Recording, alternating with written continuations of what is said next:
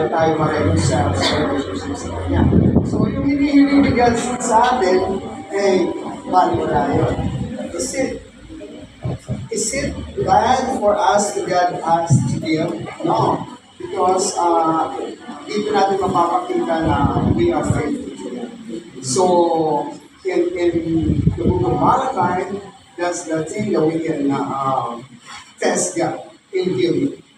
So, sa iba sa inyo na hindi test ang Diyos sa pagbibigay, sunukan niyo.